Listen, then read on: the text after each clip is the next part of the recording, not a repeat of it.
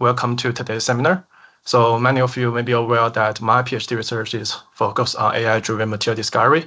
And with that in mind, it's my great honor to introduce Dr. Philippe Schwaller, a leading figure in the application of the AI chemistry. Dr. Schwaller is a professor at EPFL Institute of Chemical Science Engineering. He's also leads the Laboratory of Artificial Chemicals Intelligence.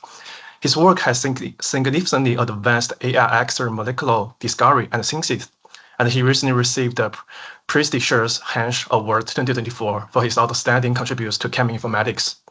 Dr. Schwaller is an interdisciplinary expert spans chemistry, material science, and AI, and he has been instrumental in developing groundbreaking tools like ChemCrawl, an AI-capable seamless integrating multiple tools to navigate the complex of chemical research.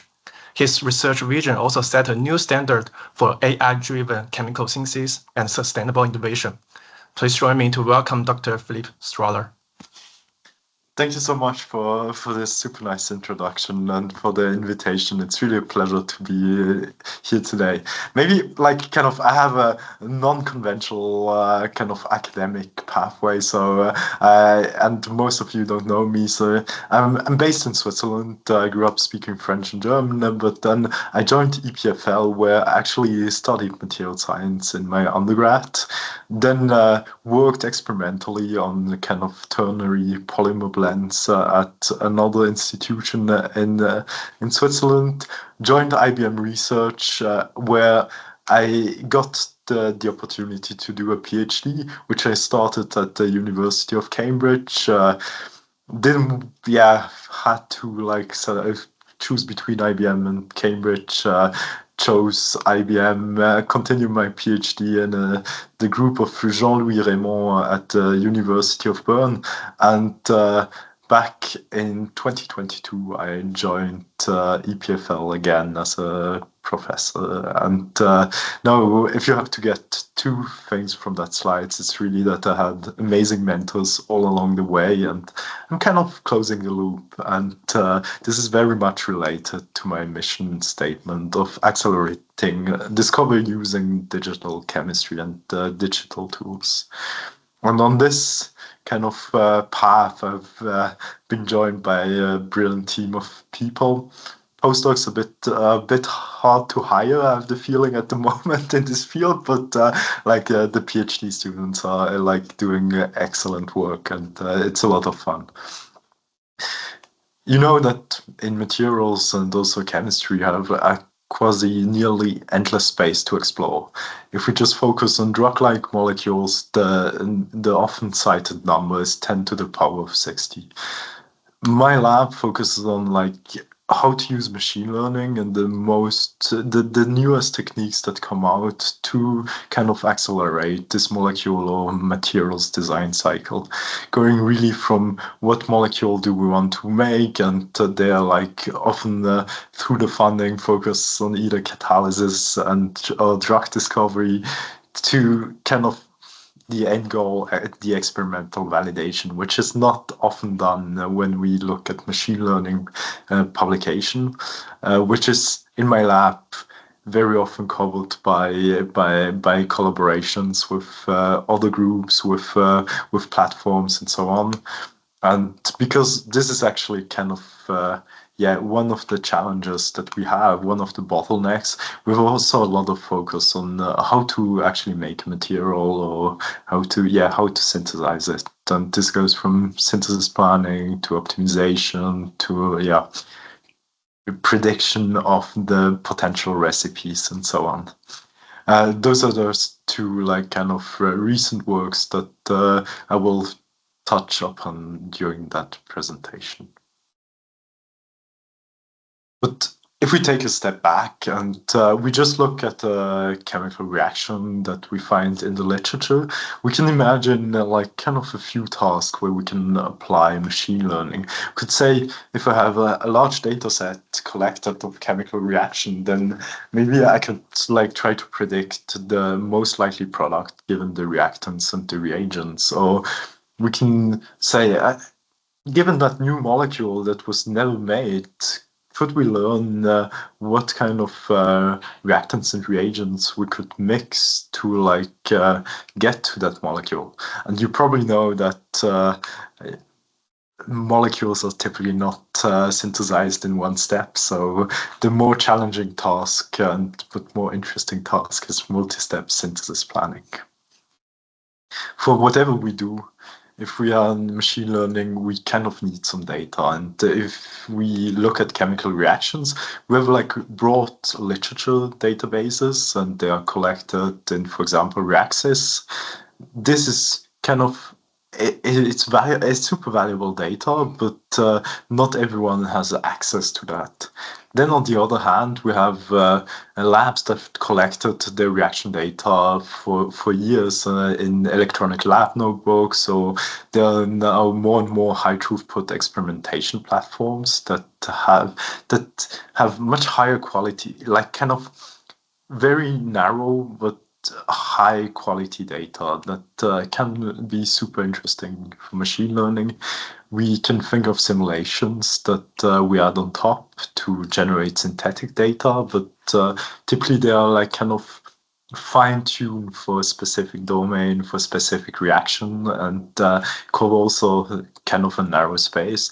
Or we have the patents, and the patents, you might argue that they are not the best quality, and this is really correct, and there's a lot of noise, but whenever I work with patents, I find it a wonderful source of a large amount of data in chemistry for chemical reactions. And because of the noise, we could kind of imagine that if we had access to better data, then the models would only improve. And there, I'm really thankful to Daniel Lowe and Roger Sales because they text mined the US patents and extracted millions of reactions back in 2016. And I would say without the publication of the USPTO dataset, which kind of catalyzed all the work in that field, I wouldn't be here today. So yeah, one way that you might be familiar with to represent chemical reactions are reaction smiles. And here you have the corresponding 2D depiction. And this is a super useful representation because we can basically represent atoms as letters and molecules as words, and they're more and more kind of also text-based representations, not only in chemistry but also going towards material science. And once you kind of split such a reaction smiles into a sequence of atoms, as you see here, separated by the spaces, you can borrow methods developed for human languages and apply them directly to chemistry. And I would say this is probably obvious today because with all the hype we had with ChatGPT, GPT-4, and all the other big language models. I think now everyone would try that, but back in 2016, 2017, where we first applied natural language methods to chemistry, this was far from being obvious. For a long time, the go-to architecture, and that for the last 7 years, the go-to architecture has been the transformer, and this is it was originally introduced for a neural machine translation task. Basically, what probably it has been updated in the meantime and improved, but kind of what was behind Google Translate for several years, and the cool thing is that it would learn translation from examples, just from pairs in 2 different languages. And during my time in Cambridge, I'd been to NeurIPS the year before, seen the transformer and talked to the people, and kind of because I had already worked on the sequence-to-sequence models for reaction prediction, for let's try the transformer. And surprisingly, without integrating any rules or additional chemical knowledge, it could get accurate predictions on the common benchmarks that we had back then for reaction prediction. So it worked much better than rule and graph-based approaches. In the meantime, tons of new approaches were published, and they beat this molecular transformer. But one fun thing is that all the better methods kind of still use the transformer architecture in one way or another, either as an encoder or kind of they use the same architecture just with massive data augmentation and bigger sizes of the model or longer pre-training on chemical data and so on. And like that, you can slightly improve the scores. But kind of the sad thing about USPTO, the USPTO data set is probably that it's oversaturated, and whatever you start learning now is like capturing some noise. Yeah, it's really hard to show any improvement on that. Another thing that my lab is super interested in is retrosynthesis, so how to make molecules. And there you can imagine that you have a target molecule, and on the other side, the commercially available building blocks. This can be like the enamine catalog or whatever you want as a large catalog of available building blocks. And then you want to go backwards, step by step, until you have the complete route to reconstruct the target. And yeah, there are plenty of approaches for retrosynthesis that were published over the years, also from AstraZeneca or Connor-Colley. I think like one of the big publications was the work from Marvin Segler, but those were more all like using template-based approaches with Monte Carlo tree search. And on the other side, we have all the work by the people around Bartosz Grubowski that play a lot more with like collected expert knowledge that is like much better, much higher quality rules. Sadly, not a lot of that work is open source. At IBM Research, we went a different route because we had experience with the transformer models, so we kind of trained our transformer also to do the retrosynthetic step. And because you kind of, from the retrosynthesis model, you kind of hope to have a super diverse set of reactions that can like many different possibilities, so that you have higher chances to kind of find an interesting route.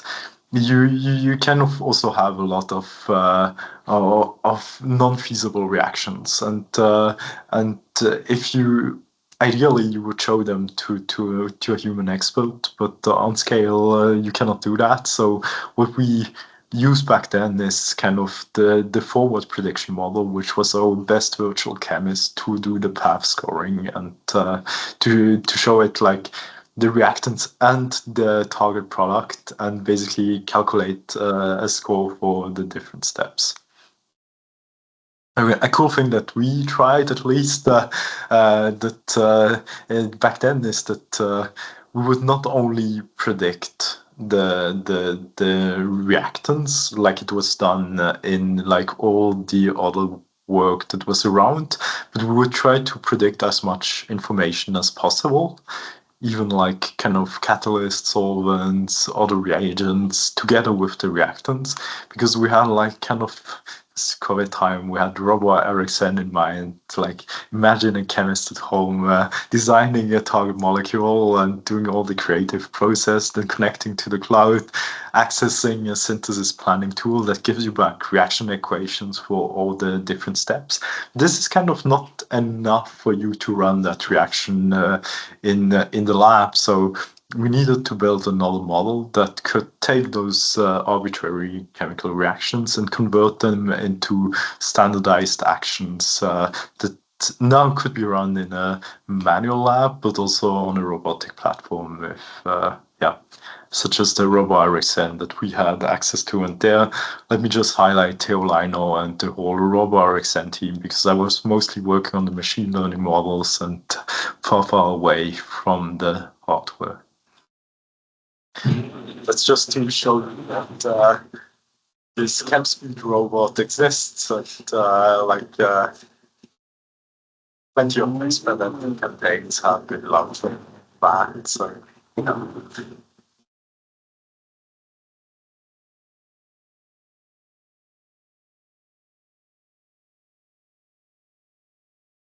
Yeah, really, the crucial model to make that pipeline work was the work with Alain Rocher on SMILE's 2 actions, where here's the kind of the first time that we kind of predict conditions like time and temperature. So kind of until now it was really everything was kind of SMILES based, but here we try to include like at least first guesses for time, temperature, and so on. So that could still be edited by the human before launching them on the robot, but at least like give the human kind of a hint what could be good for that reaction. If we kind of look now at more like the trends, more on this those language models for synthesis and chemistry, everything that I've shown you so far has maximum 20 million parameters and is trained on a consumer GPU in less than 2 days. So really, like everything is accessible for everyone, yeah, back in the kind of when I joined this field, we looked a lot at single modalities, like kind of how to predict the product out of the reactants or do retrosynthetic planning. Then there was this kind of phase where we tried to combine multiple modalities from like chemical reactions to, for example, standardized actions. And more recently, we have like kind of, we start from general purpose large language models, and we do something with it. And on one side, there's we had some work with Kevin Jablonka on fine-tuning large language models, and I'm very well aware that kind of one of the much more open and cooler preprints or publications. I'm not even sure if it was published yet, but it's like the whole work around Darwin and with from Tong, and on the other side we have also like kind of large language models that are taken as they are, general purpose, but then we kind of give them abilities in chemistry using tools, and this is what I will highlight in my next part of the presentation. And we're not the only one that try to do that. There are similar approaches with co-scientists from the Gomez group or Clarify from Alanis Guzek's group. But yeah, so far we are kind of looking at encode and decode and transformers, such as published by Vaswani et al. Now for the next part, and for those large language models and also later for de novo molecular design, we're looking at decoder-only models. Basically, you have only this the second part of the model, and this decoder-only model, you kind of know them from ChatGPT and all those models, and they're trained to predict the next word given all the previous words. So a short example, yeah, Philippe should prepare slides, and then if it had been trained on up-to-date data yesterday, then slides for the SPREE seminar. Yeah. What we realized, like even like before GPT-4, is that kind of there are like many tools in chemistry and material science, and but typically they are developed by single groups, and they are not always intuitive to be used. And yeah, and there's this huge gap between computational experimental fields where like kind of it would take probably 1 month or more for an experimentalist to kind of use a simulation tool and set everything up and really get the benefit out of it. And what we wanted to do on one side is like kind of bridge this gap and make general chemistry tools more accessible to non-expert. On the other hand, we had seen that large language models such as GPT-4 are really bad at chemistry.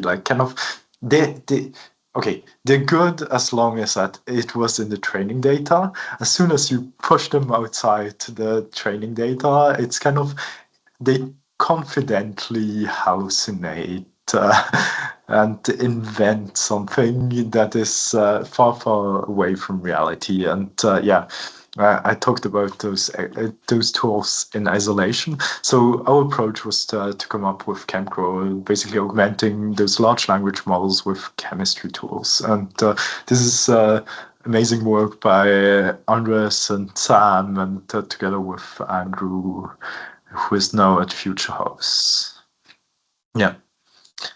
Yes, and what we did is to give the language model some molecular tools, like to convert molecules and get some properties, general tools, so from literature to web search to code, even the human expert could be a tool in that case. Reaction tools, such as the ones that I was describing in the first part of the presentation, and in the end also some safety tools. And given those tools and the short user input, this LLM agent could now go and think about the actual task, select the most informative action that could provide additional information to solve the task, then generate an input to that action, execute the tool that would then provide accurate information instead of a hallucination. And with this observation, it could then go on and think again of what is missing to solve the task. And after a few iterations, it would come to a final answer. And if we take this basic example, plan and execute the synthesis of an insect repellent, then the model would go on and first ask, what is an insect repellent? So it would do a web search or literature search, then look for common insect repellents and get back a few names such as DEET. Then we have a problem because DEET is doesn't contain any structural information. So you would select the name to SMICE tool to get back the now SMICE to have the molecular graph, which would then be compatible with all the reaction planning tools, and it could basically query the IBM tools for first a synthesis route, but directly convert it to the actual recipe. And finally, because we connected it to RoboIRixN, we could also execute that, or ChemCrow could also execute that reaction directly. And after 2 hours, we had confirmed that we had actually synthesized DEET or ChemCrow. We've also went further in that way, and we made a few other proof of concept use cases on organocatalysts, and we have some cool ideas in mind for continuing with other high throughput experimentation platforms such as Swisscap+. This is just to show you an interface. This is you see all the tools that are available, you can ask questions, and then you see the process, how it's thinking about what it should do next, selecting an action and writing the action input, and then getting something back to then continue the loop. The cool thing is that ChemCrow is, I would say it's a proof of concept, but it's super modular, so you can change tool set, the LLMs. Back then, when we did all the work, GPT-4 was basically the only model that could follow instruction in such detail. So the only model that we could go to. In the meantime, I would expect that some of the open source models show very similar capabilities, or can be further fine-tuned to actually make them work on in such workflows. And there are many more use cases in the paper, so please check it out.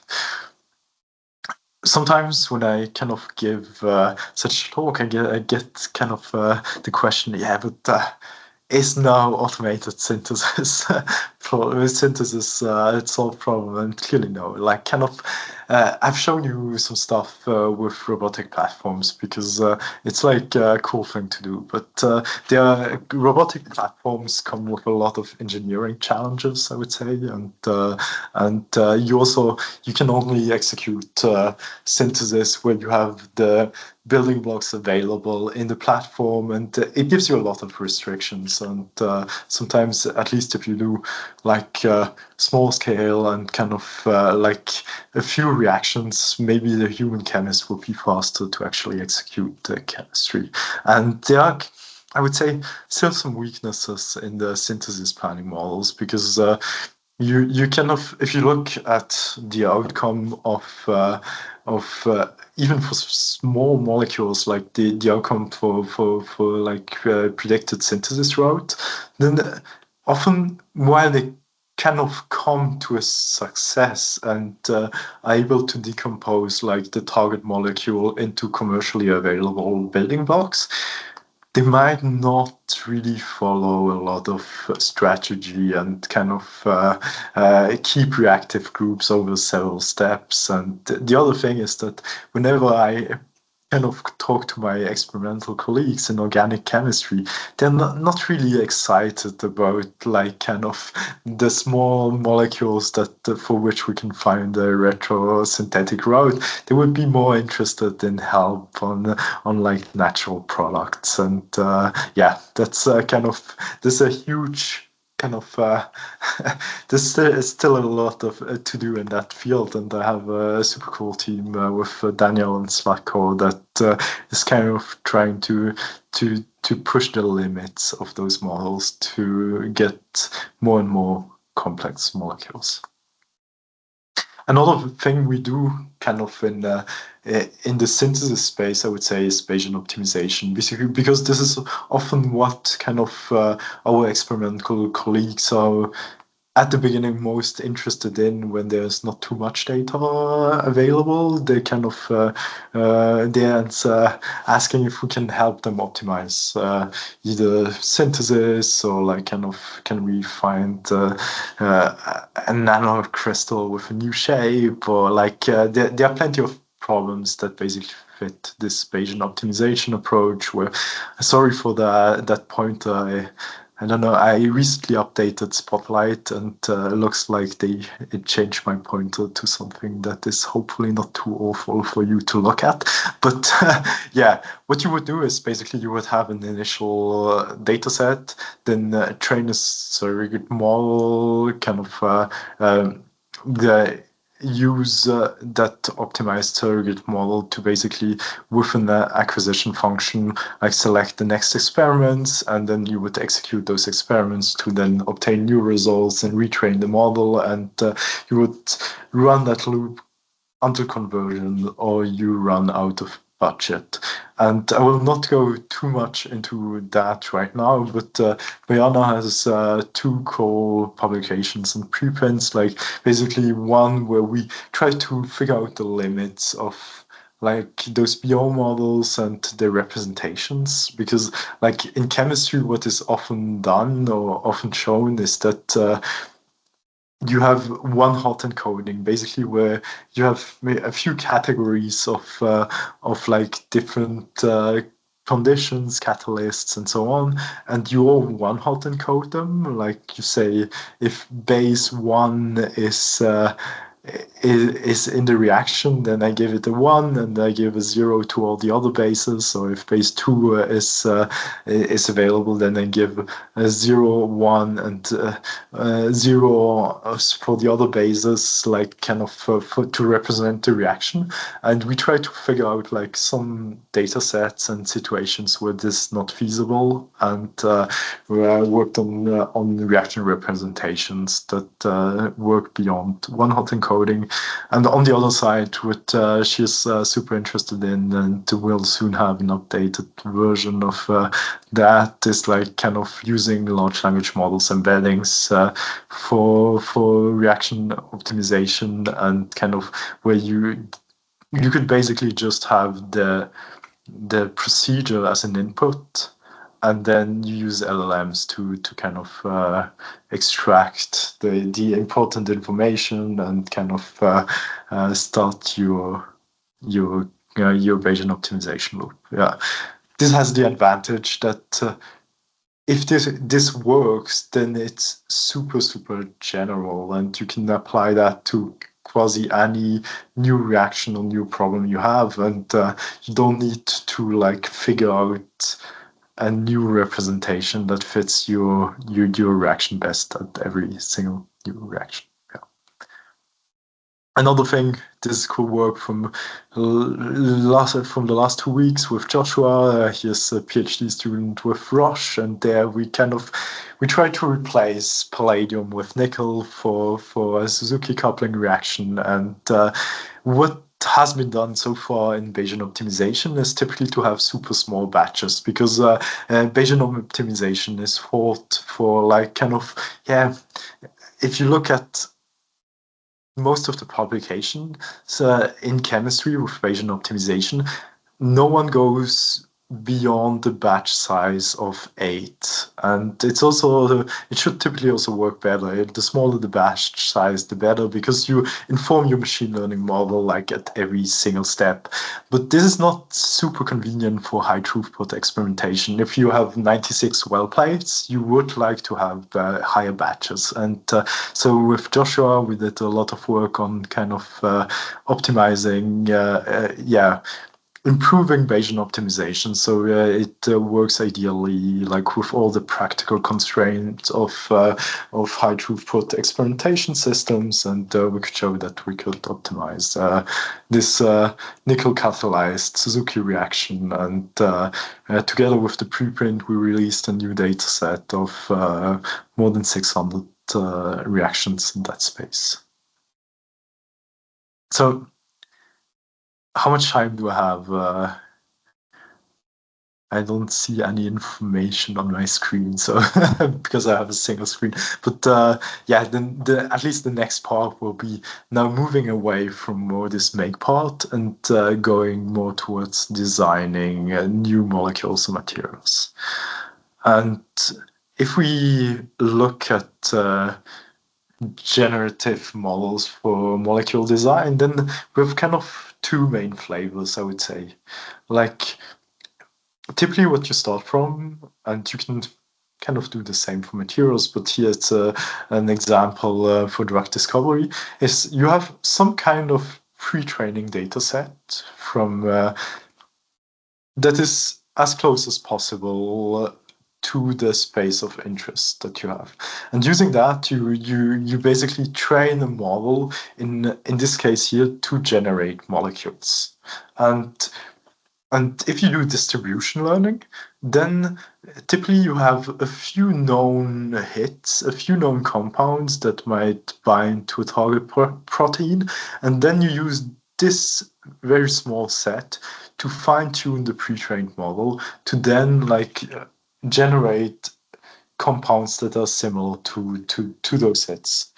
What my lab is more interested in is to really go more explorative, where we don't know what kind of compounds could exist, and basically do goal-directed learning. And there you also typically start with a pre-trained model, but then you let it generate molecules. And what is super critical is really good to have good reward function, good scoring functions to assign how good those generated molecules are. And then in a reinforcement learning loop, you update the model, and the next round you kind of generates better and better molecules, and you go on. And the objective is always to design molecules with a desired property profile. And this is just imagine whatever generative model that can generate molecules, and what you have in all those goal-directed learning, kind of you have this step where you assess the desirability of the molecules. And there, the key consideration is really, because in the end, further down the road, you would to experimentally validate those molecules and materials. And the question is, how good is my in silico scoring function? How well is it correlated to the desired experimental endpoint? And in chemistry and material science, we kind of have different levels of theory. We have like different ways of simulating molecules and materials. And if we define like a computational prediction or simulation as an oracle, and then sample efficiency, and this is what we are working on in my lab, like how to make sample efficient methods for de novo molecule generation, is sample efficiency is how few of those oracle calls do we need to optimize the objective. And what we have at our disposal for building those scoring function are kind of like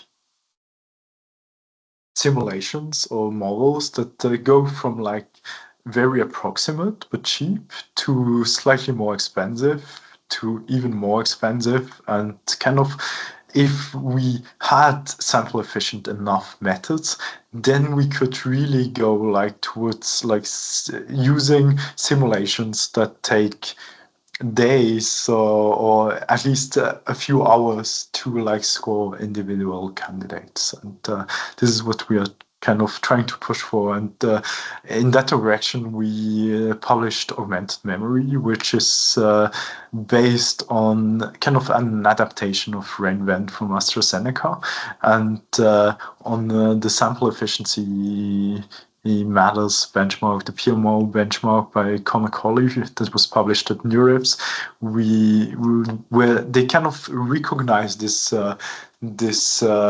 problem of sample efficiency and fixed the Oracle budget for every single generative model to 10,000 Oracle calls max. We performed, at least back then, the best. I think like the benchmark can still be a bit hacked if you, but yeah, what I want you to see here is that a lot of the models that were published in recent years at big machine learning conferences, they're super beautiful from like the approach point of view, but if you go to practical problems like sample efficiency, they're not working as well as LSTM-based models such as RenVent, and which is RenVent, which was published really a long time ago, and Augmented Memory.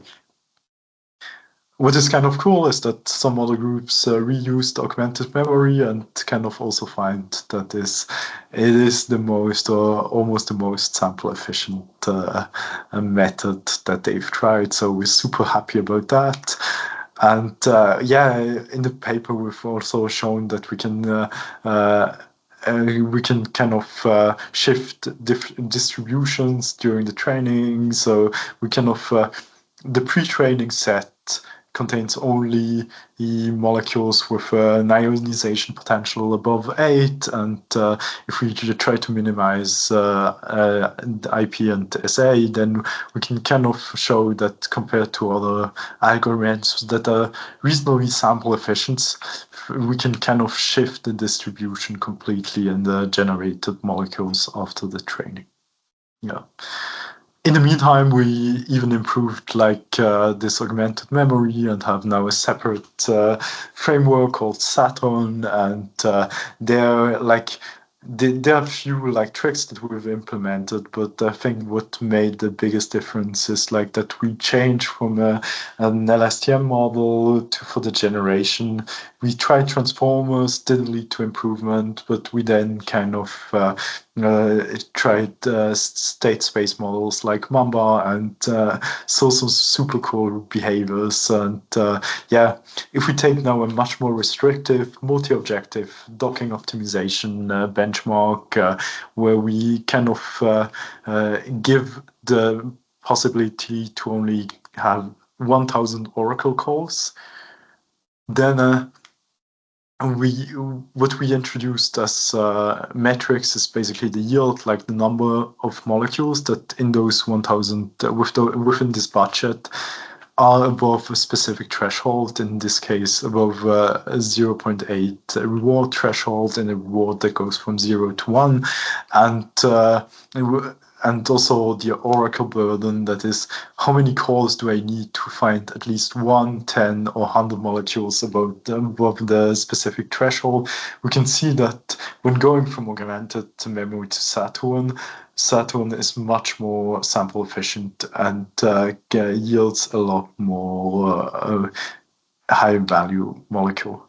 I think that is really, really cool. I find this, like, we discovered this Hoffen Explorer mechanism in Saturn. So when we were using Mamba models, basically this is like the optimization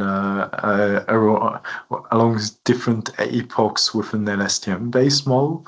And it's kind of always super broad, like kind of the different, it moves only slightly towards a better region. And with Mamba, it's kind of at every epoch, like the generated molecules are kind of locally concentrated, but then it takes kind of a huge jump towards, Tom, you have a question. Yeah. So the general sample, like for each chunk is same, or the augmented memory is larger, or looks like it's generally more. I think those were just the optimal hyperparameters, and I guess for augmented memory the batch was 64, while for Mamba it was 16. Yeah, you're right. The kind of it, but in the end, we computed also like the Tanimoto distance inside the batch and compared to outside the batch, and we could really see that for Mamba, like kind of the molecules were a lot more similar within like kind of a chunk of one epoch compared to like other epochs. It would explore locally, then take a step towards a region that it think would yield better molecules, and then again explore locally there, and then again take a clear step towards another region. So kind of it's just the cool behavior we've observed when playing around with those models. Yeah. Yeah, what we can do now, kind of, if we have sample efficient models, is like kind of one bottleneck that we always have is synthesizability. If we want kind of to have real world impact, at some point someone needs to synthesize those molecules, and there are tons of synthesizably constrained generation approaches that were published. But those publications typically use an AI ZinFinder, a retrosynthetic tool, to like evaluate how many of the molecules, the final generated molecules, are kind of retrosynthesizable with AI ZinFinder. And we kind of think that we thought that why not integrate AI ZinFinder into the optimization, and this can take some time, but it's a sample efficiency problem. If your model is sample efficient enough to within like a limited budget to learn what AI ZinFinder retrosynthesizable molecule is, then you're totally fine. And we could basically show that again, like we tried a few different versions with different training data sets, but we could kind of show that we could optimize for objectives at the same time, and within a budget of only like kind of 1,000 Oracle calls and 2 hours compared to what people are typically doing. We could show that by adding AI ZinFinder into the scoring function, we could easily optimize for that as well and have kind of decent scores for that with a super reasonable budget, I would say, with only a fraction of the budget, we could get at least some desirable molecules that matched all the criteria. Another way to kind of, because synthesizability is really this bottleneck, another way is kind of to build it into a score, and there we kind of, with Rebecca, we worked on this FS score inspired by Connor Colley, the SES score that existed for a while, but now adding a super easy fine-tuning step where a human expert only needs to label sometimes 20, sometimes 50 pairs to kind of then be demonstrated on 5 different kind of case studies. And the idea there is really that synthesizability is not the same for every human expert. So there's not a global synthesizability, but with like kind of a few examples of what is synthesizable for you, you can tune a model to be a personalized synthesizability score. But yeah, we're a digital lab. Sometimes we also want to see if we can make use of such an approach without a human. And if you remember the goal-directed learning loop, then instead of having like a human expert labeling, doing those pairs and saying this is more synthesizable than that molecule, we can also at the end of every epoch, for example, we can take the generated molecules, take ChemSpace, which is a make-on-demand library, and of molecules that with a chance of percentage of like roughly 80%, they can synthesize that molecule within a few weeks. So we can build the pairs using the generated molecules and as synthesizable molecules, the closest match in ChemSpace. And if we do that within a few rounds, we have 40% commercially available molecules that are generated without using any human labeling. So most of the molecules that the models generate can be bought and ordered. If you're interested in more on that topic, there's also a cool review, and Jeff continuously updates a GitHub page with all the experimentally validated de novo molecule approaches, and it was highlighted by the CEO of In Silico Medicine. And the cool thing here, well, like lots of my work is with LLM. Here it's like the group reconstructed the timeline with an amount of work that an army of modern LLM agents would not have been able to complete. Yeah.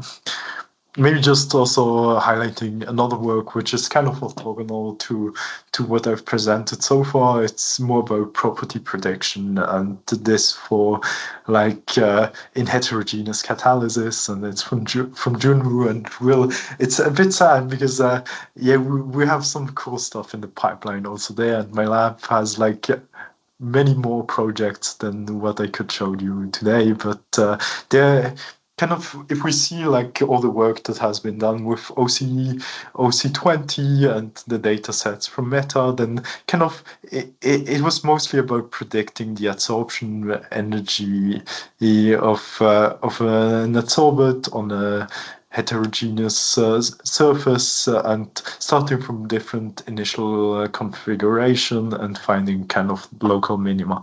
We said like kind of that this is computationally inefficient. What we are most interested in is the global minimum of this adsorption energy, and that's why we thought, okay, can we remove the information about the initial conformation and just directly from the surface and the adsorbate without any positional information of the adsorbate, take a multimodal transformer model and predict the global minimum absorption energy. And for this, we designed three super diverse benchmarks, and we can kind of, at least on 2 out of 3 of them, we can we can show some promising results with our model, and we can also replace in our approach. We can kind of also replace the encoder, and we can reuse all the work that was done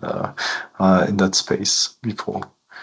One cool feature is that if we take the cross attention layers and look at the attention weights from the adsorber to the surface atoms, we can kind of also go back, even if it never had information where the adsorption side is, we can go back and try to highlight the atoms that contributed the most to the prediction, and sometimes we even find the attention score closest to the actual adsorption site. I think with this kind of already at the end of my presentation, and hope I've been able to show you that language models are actually useful in chemistry and material science, and you have all those LLM-powered agent approaches that came up in the recent years, and LLMs are not always better at predicting properties than kind of specialized models. I think the strength is really that they can combine, and they can kind of almost like work as this meta machine learning model that can take in information from different specialized tools and kind of combine all that information to come to a better conclusion. One of the first examples of that was ChemCrow, and if you're interested in designing molecules and materials, then augmented memory and Saturn is definitely a cool thing to look at. We'll have even more constrained optimization that will be out very soon, and the FS score will provide you with a personalized synthetic feasibility score. With this, I would like to thank all my amazing group, because I'm presenting the work, but it's been done by all those brilliant talents, and the funding for supporting us. And you for your attention. Thank you very much. And come to Switzerland and visit us in the Thank you very much. Thank you, Philippe. Very, very impressive work. Yeah, so every year you guys make a lot of things happen. Are there any questions from audience?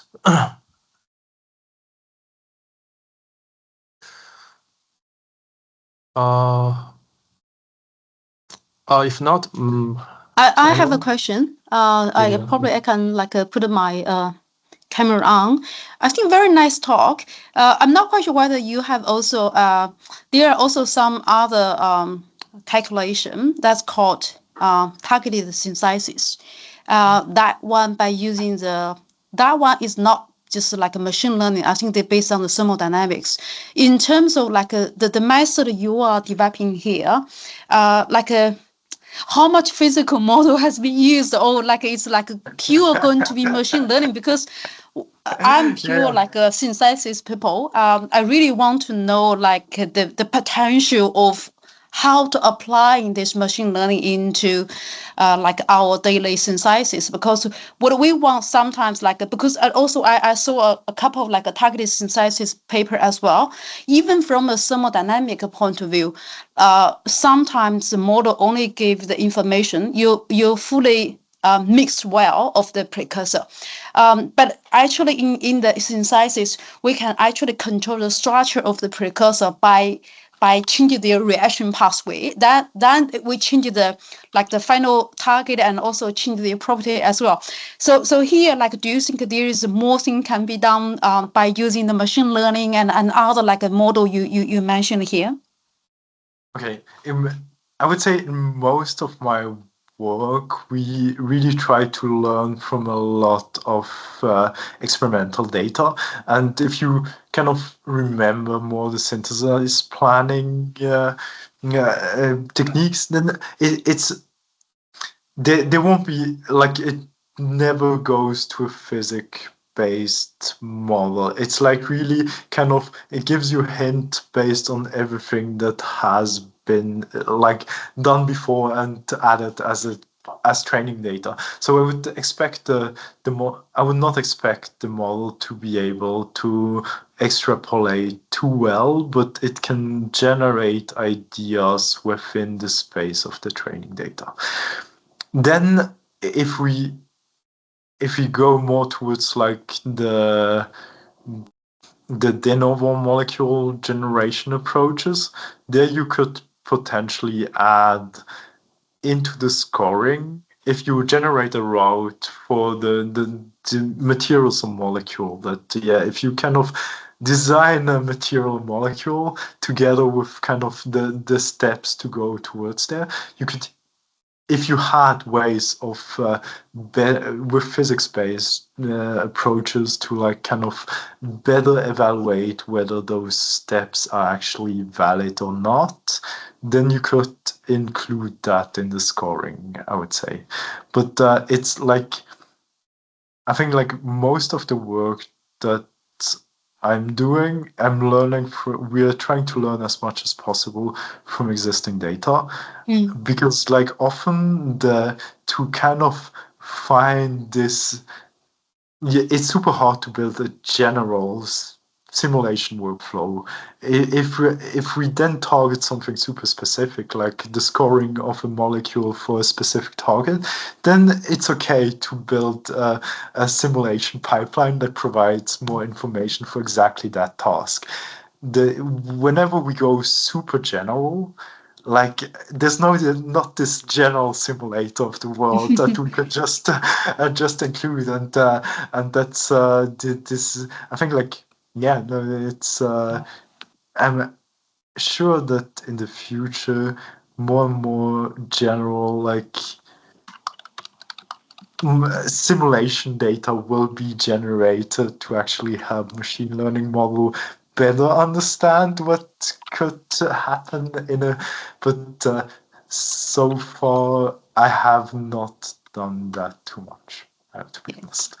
Okay, but it's thank a very good thing to, synthetic data will be crucial in the future, and the best data in the end is always the ones that come from experiments, but it's just so much more expensive, and you need to convince people to do it.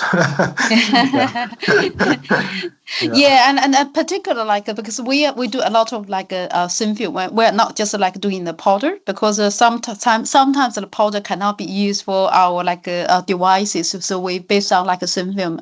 Definitely there are some people also working on the powder, but like I recently did a survey on the like a semiconductor absorber material for the PV, for the PV material.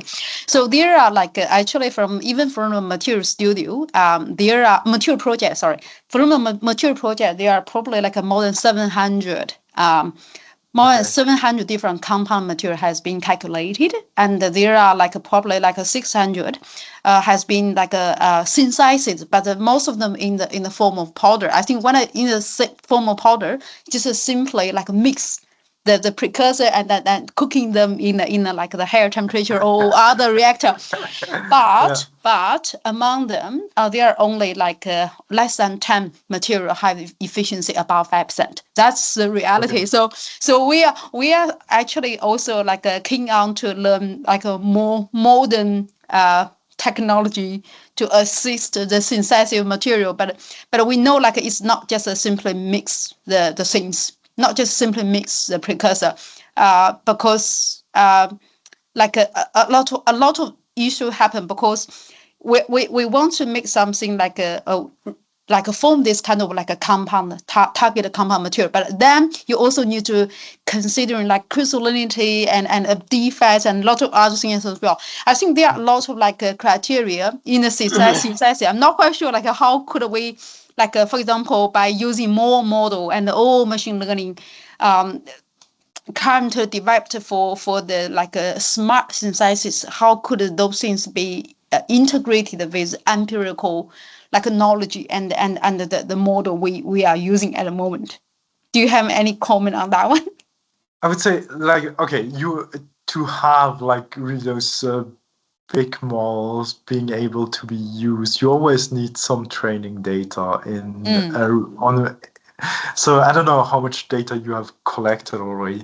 The other thing that kind of we do with experimental groups that might not have too much data yet, but have kind of a reasonable throughput to do experiments, is that we try to set up some Bayesian optimization campaigns where we think really about the problem, which are all the different variables that were reported to affect the properties, the crystallinity, and so on. Then we're kind of designing some objective functions that take into account the quality, sometimes the purity, sometimes the shape of the nanocrystals, and we're kind of optimizing for those specific things that the experimental group is most interested in. And I could not show that today because it's kind of it's not yet out, but we're kind of we find some cool nanocrystals where we could optimize for new shapes that were never reported before. So kind of in a Bayesian optimization loop where we apply the trick how to turn shapes into numbers and make them relatable. So it's there's a lot of potential, and I think we'll have some more on that hopefully in the coming weeks. Okay, thank you. Thank you for the question. Any other questions? I've seen we're already out of time, but I'm kind of this is still 8 a.m. for me. I have blocked my morning to go to EPFL after that, so I still have some time if you want. Any more questions from our side?